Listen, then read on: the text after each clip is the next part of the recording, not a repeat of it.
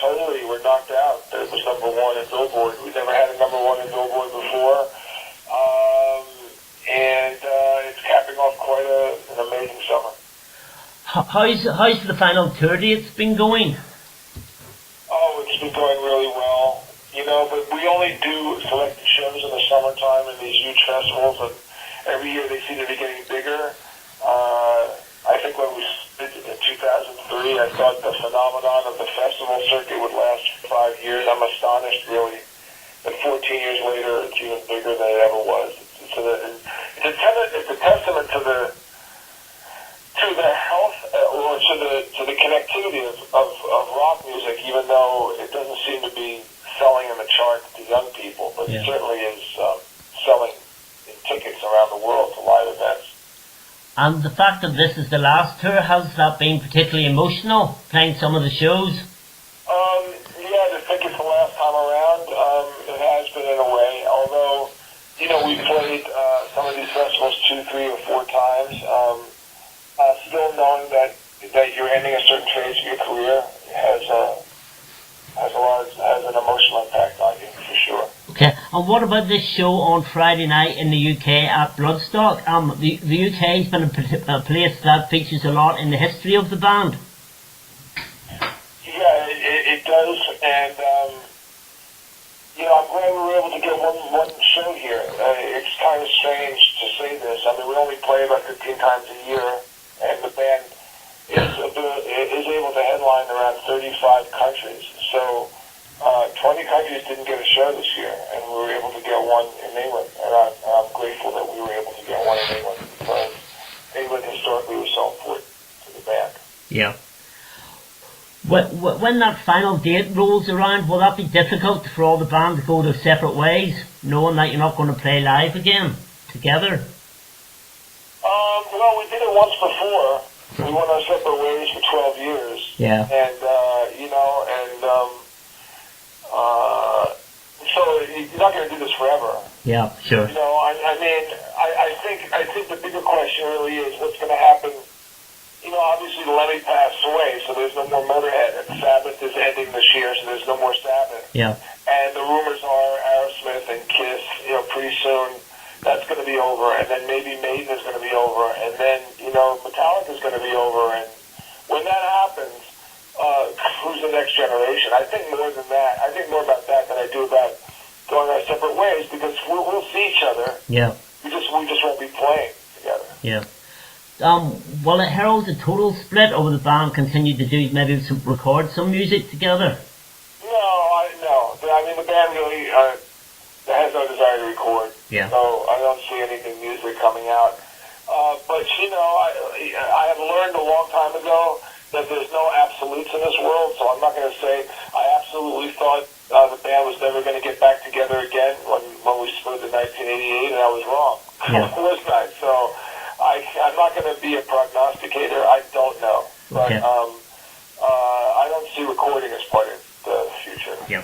How do you view, looking back at the musical legacy of the band, how do you view that? Is that something that fills you with pride? Yeah, I think if you look at it, we recorded, I think around 150 songs. I mean, somewhere around there, 125, 150 songs. That's a lot of music. We sold a lot of records around the world, so we made a lot of people happy, which I think is an important legacy. I think that the fact that songs like We're Not Going to Take It and I Want to Rock have become worldwide anthems shows you the power of music to transcend cultures and language, and that's actually more of something to be proud of than anything else, because we can stand in stadiums around the world and do these songs, and everybody knows them. And it's connected people, and to be part of a communications device, meaning a band that can speak to so many people and make them feel good, especially with all the bad news and misery and violence in the world. Yeah. To be part of the positive messages in the world is gratifying. I think if I speak on behalf of Dee and Eddie and me and Mark and Mike Portnoy, I'd rather be on the side of people who give the positive messages than the negative messages, and I'm proud of the legacy of the band that we entertained people, and we did it right 100% all the time, and put on great shows, and that our fans were able to go to these shows and know that they were going to be entertained, they were going to have a good time, and that is the most important legacy. Do you have any sort of regrets looking at that back catalogue? I'm thinking specifically of the Lovers for Suckers album. Yeah, there's a regret that Leader of the Pack should not have been the lead single from that. I don't think there was a mistake to have recorded it. I mean, we used to play it in the bars, so we knew that it worked in the bars. I think the emphasis of the song as a single was a mistake, and helped to usher in the end of the band. But then again, you can regret things, or you can look and see what the results of the actions were. Yeah. If the results of that were that it hastened the end of the band at that point, that's fine, because look where the band wound up. So maybe it was supposed to be that way. Maybe that had we had success on Come Out and Play, maybe we wouldn't have broken up when we did. Maybe we would have broken up later. Maybe it would have been different. I mean, you never know. I mean, you can't rewrite your life. Sure. So I'm not positive that it turned out to be the worst thing. It could not. Maybe it's not. But we'll never know, right? Yeah. It happened. Sure. So we'll never know. At the height of the band's commercial success, I'm thinking about the MTV era. Did you find fame difficult to deal with? Did we find what? Fame difficult to deal with? I'm talking about that No. MTV era. No, because I was older. Yeah. And I never believed in it to begin with. Right. So I never changed my lifestyle. I didn't care. I don't like being recognized to begin with. I didn't like it when it happened. I liked it less as time went on. And when you live in New York City, you really don't want to be bothered. So, to me, it never changed my life at all. I had no problems. Now, if I was 22, maybe it would have. But I was 32, 33 when the band made it, and so I was much older and much more equipped to deal with the silliness of celebrity and fame. Yeah. Have you any spare time? I understand obviously you're a manager, you're a producer as well. Have you any interests or hobbies outside music? Well, I don't actually produce or manage bands anymore. Right. I'm a columnist. I'm a writer. I write for an online business magazine called Inc. INC. Inc.com/JJFrench or JJFrench/Inc.com. You will read all of my business articles. I do keynote speeches and business conferences and motivational speaking to up and coming entrepreneurs.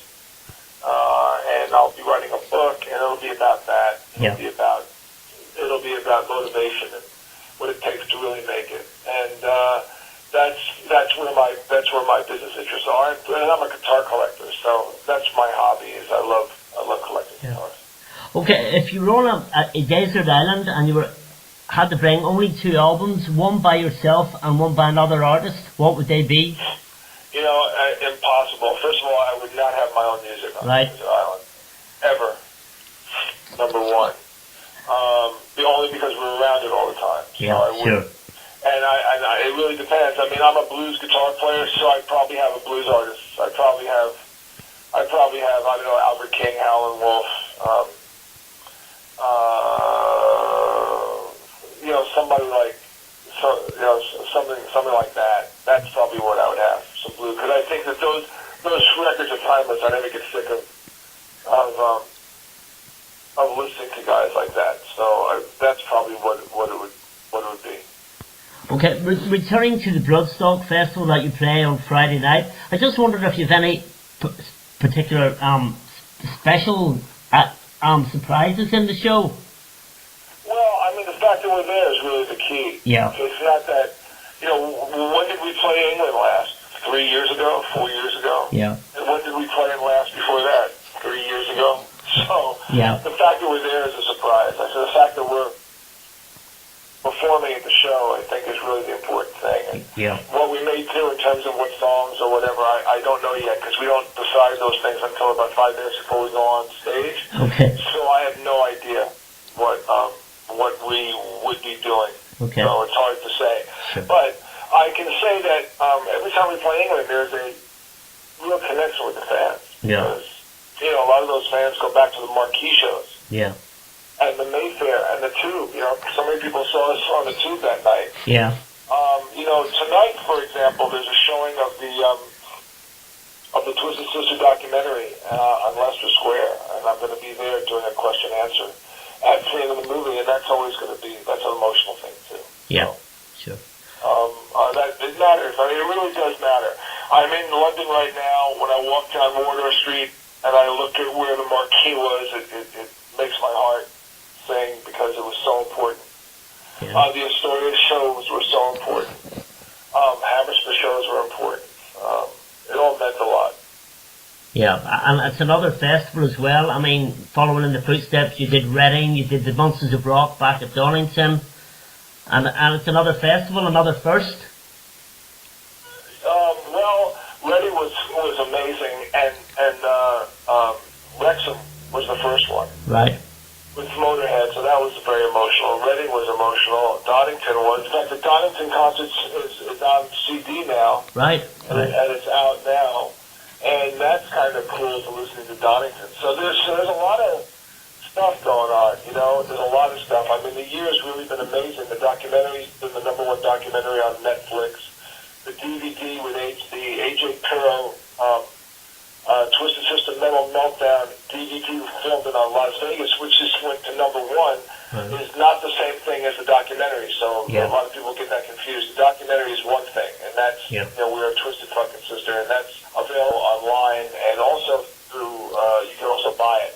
But the concert routine to memorialize AJ Pirro, which went to #1 on Billboard, that's a very emotional record because, you know, that was our first concert without AJ, and AJ's death was traumatic, and it forced us to do a lot of thinking about what we were going to do in the future, and that's why we decided to make this our last year. So, if you watch that, the live show in Vegas and watch that DVD, there's a lot in there emotionally. There's a lot in there from the band's live performance that's emotional. There's a lot in there from a documentary standpoint where we talk about AJ and the band and the history of the band that's emotional. All of it is connected. Okay. Thank you very much, Jay, for taking the time to talk to me. I'm really looking actually forward to your set at Bloodstock. It's actually going to be the first Twisted Sister show. Well, thank you so much. Hopefully wave to me. I'll go, hey man, what's up? How you doing? Yeah. Okay. Thank you again for chatting to me today. Cheers. Thank you, man.